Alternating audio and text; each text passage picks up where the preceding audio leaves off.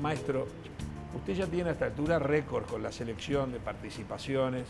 El fútbol uruguayo es tan rico que es muy difícil decir es el que ganó más, porque Uruguay ganó campeonatos del mundo, Juegos Olímpicos que valían también como campeonato del mundo. Pero sí es uno, sin duda, de los más exitosos, y en continuidad es muy difícil encontrar algo así.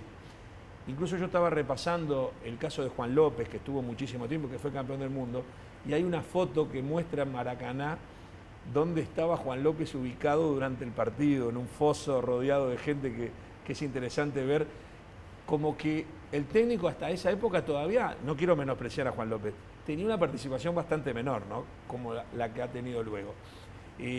La idea es hablar justamente de eso, de su influencia o su participación con la selección uruguaya.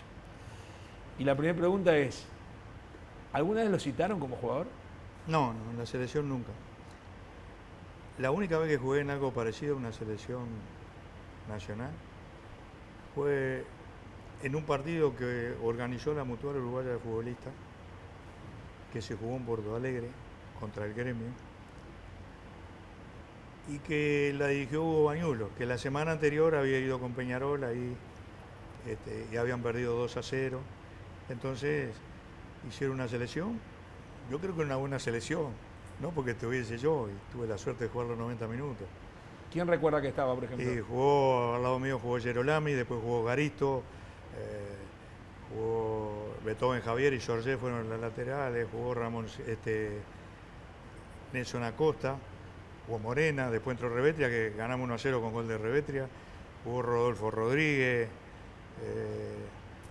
bueno, capaz que me olvido de alguno. Y me acuerdo otra cosa, que Nelson Acosta tuvo un golpe y le cortaron la pierna, y el médico, Las Carlos Paraví, Santiago Chalar, sí, era el médico, sí. Me acuerdo que lo tuvo que suturar y todo. Y bueno, para mí fue una cosa inolvidable. Increíble, inolvidable. Yo venía de jugar en Wander, fue en el año 75, habíamos clasificado para la Libertadores, y bueno, me tocó jugar ahí, pero lo más parecido, y no fue nada oficial, ¿no? Había clasificado con Wander, y Uruguay era campeón sudamericano juvenil con varios de esos jugadores, que el médico era Santiago Chalar, en aquel entonces. Y esa fue la única vinculación de algo parecido como jugador. Y ya como técnico, lo primero podríamos ubicarlo, y yo quiero en lo continental, no quiero hablar de eliminatorias, de amistosos, de mundiales, porque tendríamos que hacer una película de varios capítulos. En lo continental, ¿lo primero se puede decir que fue el Panamericano del 83? Sí, pero eso se dio cuando colaboraba con el cuerpo técnico que encabezaba el profesor Borrás.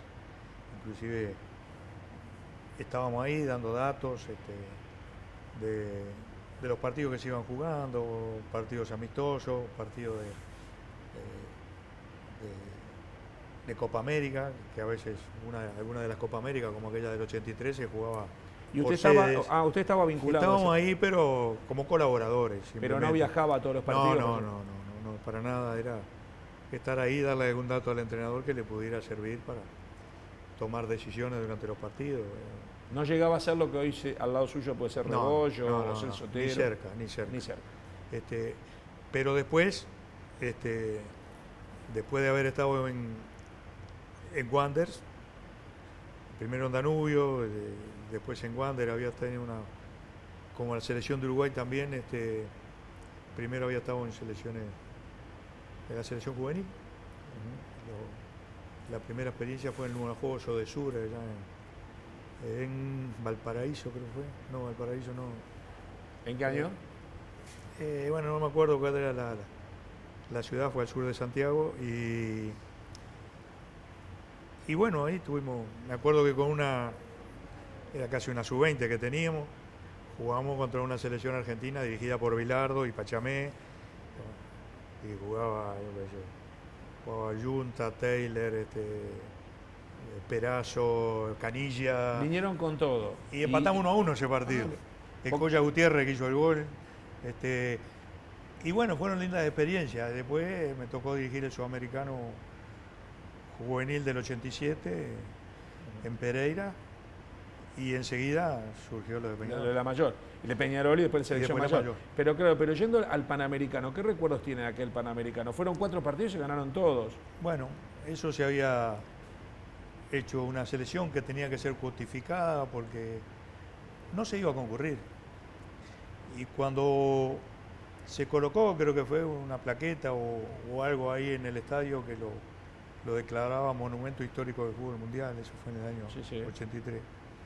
Vino Avalanche y dijo que Uruguay tiene que concurrir a los Panamericanos. Y fue como una orden. Palabra santa, una orden seguro. Y vino y se empezó a movilizar. Y como estaban en plena campeonato, en plena actividad, se decidió cutificar, pero era un lío hacer una selección con un jugador de cada equipo, era imposible. ¿Y cómo lo hizo? Sacaba uno y ya se alteraba todo.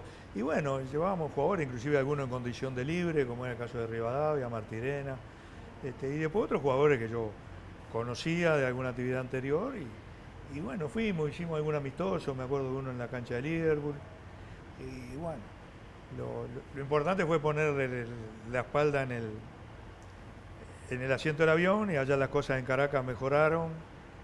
Y bueno, por suerte se pudo lograr el título, pero fue algo sin preparación y basado fundamentalmente en el aporte que hicieron los futbolistas. Se puede decir que era todo lo contrario de lo que es ahora, digamos. Claro, nada que ver, nada que ver. Ahí pasa eso, la otra experiencia con la selección viene a ser la juvenil del 87, que me decía usted. Sí. Que ahí cómo fue. Ahí se salió en cuarto lugar. Nosotros, bueno, ganamos los 4 partidos de la serie, todos los ganamos.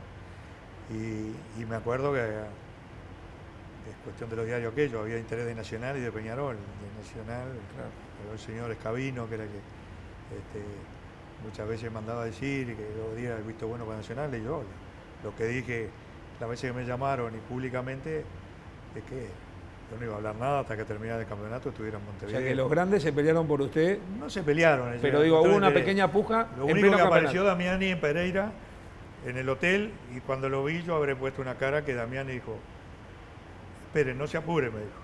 Le quiero decir algo. Le puso cara como que no tenía a decirle que cuando usted vaya a Montevideo, cuando termine este torneo, salga campeón o salga último, Peñarol lo va a estar esperando.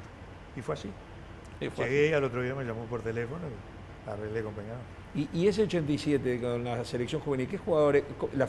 ¿El integral del plantel también fue conflictivo como el 83? No, ya... porque eso venía, bueno, jugaba Gustavo Poyé, jugaba Manteca Martínez, jugaba Rabaida como arquero, jugaba Paulillo, un jugador que era Flores, que jugó en Wander, Amarilla, Richard Rodríguez, que era un lateral de Danubio, jugaba Gabriel Correa, Rubén Pereira. Que después lo estuvo en selección mayor. Bueno, sí, muchos de ellos pasaron a la selección mayor. Y usted, en esa época tenían también mucha experiencia ya los juveniles en primera. Policita ¿no? da Silva, por favor. Claro, por ejemplo. Pero ya tenían experiencia en primera los jugadores juveniles. Sí, ni que hablar, algunos de ellos ya sí. Era una ventaja para nosotros eso con algunos otros países. En Uruguay ser exportadores. Sigue pasando. Ahora tuvimos la primera reunión, ahora en estos días, hace 2 días, con todos los cuerpos técnicos juveniles, y ya estábamos hablando con Fabián Coito y de las cosas que hay que pensar del campeonato uruguayo, de la fecha, porque hay muchos jugadores ya en los planteles superiores y muchas veces es muy difícil llevar una actividad paralela y hay que pensar en todas esas cosas. Igual yo creo que ahora es un poco peor porque ya vendemos jugadores a veces con 17, ya ellos en las juveniles tienen que traer repatriados, mientras que en sub-20 o sub-19 casi todavía estaban casi todos en casa, ¿no? De todas maneras, en favor de la selección, que es un dato muy utilitario, sigue siendo importante para la transferencia futbolista que haya jugado en la selección. Sí, ¿no? Sub-20. En el mundo es así también. Es así, se considera mucho eso porque se supone que más allá del gusto del entrenador hay una selección entre muchos jugadores. El hecho de jugar en la selección es eso. Es un filtro muy grande. Y si todavía tiene actividad internacional, más todavía. En el 87 termina saliendo cuarto, muy buena primera ronda. Sí, empatamos con Brasil y después perdimos con el local en un partido muy especial con Colombia 1-0 y ahí se terminaron las esperanzas. En definitiva, Colombia fue el campeón. Copa América del 89, Goiânia, mucho calor. Primero que nada, para armar ese equipo fue complicado, hubo tiempo, estaba el tema, ya no se discutía tanto de los repatriados. Nosotros empezamos a trabajar en el 88 en unos primeros partidos que jugamos en Colombia, contra la selección de Colombia, creo que era Independiente de Santa Fe y Millonario, una especie de cuadrangular, lo dirigió Gregorio, yo estuve en la tribuna, y fueron todos jugadores del medio local. Y así seguimos después con partidos que jugamos en Ecuador, en un campeonato en Paraguay. La base era el Danubio de Maneiro. De Maneiro. Tenía cada jugador de barro y todo, jugaba en la selección, pero además había jugadores de Peñarol, estaba el Pollo Vidal, el Perdomo. Y después se fueron incorporando jugadores. Me acuerdo que en diciembre del 88 fue la primera vez que vinieron jugadores del exterior, Francesco y Rubén Sosa. Un partido que se le ganó 3-0. Yo no me acuerdo a quién fue, si fue a Perú, creo que fue que se le ganó 3-0. Y que fue un partido que fue mucha gente, aunque no fue un partido oficial, digamos. Me acuerdo, sí. Y después vinieron ya en el 89 el formar la selección, el seguir jugando partidos e ir a jugar esos partidos que nos tocó en la sede de Goñaña, empezó mal, perdimos con Ecuador. ¿Qué pasó en ese partido con Ecuador? Yo me acuerdo, 2 de la tarde creo que se jugó, con un calor infernal.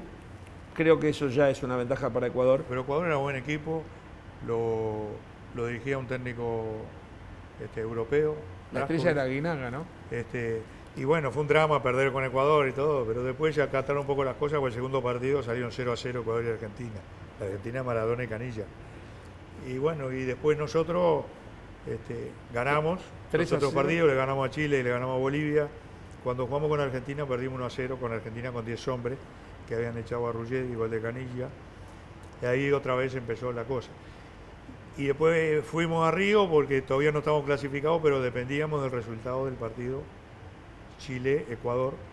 Y se dio un resultado que nos clasificó. Y después hicimos una ronda final buena. Claro, pero en esa primera fase el 3-0 contra Chile y el 3-0 contra Bolivia fueron por demás interesantes. Porque sí, pero todavía no estábamos clasificados. No, pero era interesante porque Uruguay, la verdad, no estaba acostumbrado a ganar con luz. Son de las primeras veces que me tocó de muchos años. 3-0, 3-0. Buen equipo, buenos jugadores, Francescoli, Bengochea, Rubén Sosa. Rubén Sosa, bárbaro. Y había muchos jugadores del Peñarol del 87. Perdomo. Claro, había jugadores del Peñarol del 87 y de Nacional del 88, digamos. Sí. ¿Eso es peor o mejor tener jugadores que venían todos de... Yo también salí campeón? ¿Cómo se maneja un grupo así? Los jugadores con actividad internacional, porque los títulos que habían conseguido eran de actividad internacional, de Copa Libertadores. Eso es algo muy importante para el bagaje de un jugador que sigue siendo cada vez más válido, cada vez más importante. Y en ese tiempo se dio junto con otros jugadores que no tenían ese nivel de experiencia, por ejemplo Gabriel Correa, Rubén Pereira estaba, puede ser. Estaba Rubén Pereira, eran jugadores que venían de procesos de juveniles de 2 años antes. El arquero fue Scioli. Sí.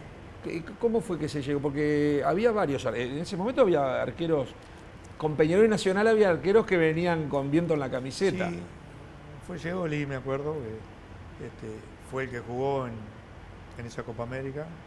Y me acuerdo de una anécdota que siempre la recordamos muchas veces con Scioli. Bueno, jugaba Maradona en su auge en ese momento, sí. Era impresionante. Y yo insistía mucho con Scioli, nosotros jugábamos con Rebelés de León atrás, de León, de los mejores jugadores que yo he conocido, de las personas más inteligentes que he visto en el fútbol, ¿no? ¿Cuál? Hugo de León. Era titular. Y siempre insistíamos mucho en tener la línea bastante corta respecto a la línea de volante y bastante alejada del arco. Y bueno, eso lo hacíamos. Y eso necesitaba de un arquero que supiera jugar adelantado, casi al borde del área grande. Y le insistíamos a Javier Scioli, capaz que no era su fuerte con los pies, pero le insistíamos.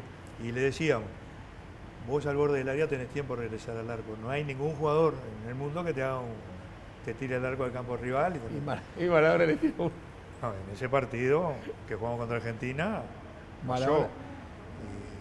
Maradona bajó una pelota en el círculo central y picó Canilla, yo lo vi clarito de afuera. Entonces hizo una amague como para tirarle la pelota a Canilla, que iba en carrera, que podía haber sido una buena jugada. Pero le tiró al arco y Scioli estaba al borde del área pronto para salirle a Canilla. Y empezó a retroceder y bajó los brazos. Cuando se dio vuelta pegó en el palo y le cayó en las manos. Y bueno, después ganamos ganó 2-0, terminó el partido, con 2 goles de Rubén Sosa, que fue impresionante lo que fue. El gol ese, el primero. Segundo gol de Rubén Sosa. El segundo gol de Rubén Sosa. Sí, sí. Debe ser de los mejores goles Sí, fue que se impresionante. hayan visto de la selección. Y cuando terminó el partido, me acuerdo, entre los abrazos, las felicitaciones y todo. Y Me acuerdo de Javier Segoli con un refresco, me dice, había uno. Y es verdad, se habría, ¿no? Porque de lo mejor que hubo en el fútbol del mundo. ¿Se acuerda del partido con Paraguay? 3-0. Sí, se le ganó muy bien, se jugó bien. Y después el partido con Argentina, por lo que era Argentina, porque era un partido decisivo, nos permitió jugar la final. Y la final no tuvimos un gran juego, pero la única chance de gol que hubo en el partido fue el gol de Romario. Y llegó de la manera que habíamos dicho que podía llegar, porque ese equipo de Lazzaroni trabajaba mucho con los dos carrileros y atacaba por las puntas, y la jugada de ellos era pase del carrilero hacia el área, y Romario, que era un fenómeno para la definición, moviéndose en el área. Y con una subida de Maciño se produjo así el gol. Y después no hubo forma de darlo vuelta y lo manejó bien Brasil, ganó bien. Con Forest & Garden, convertite en el leñador de esta temporada. Motosierras para el hogar y el profesional. Elegí la tuya en nuestra red de distribuidores en todo el país. Motosierras Forest & Garden. Prácticas, potentes y seguras. Importa y respalda R. Balaguer, Sociedad Anónima.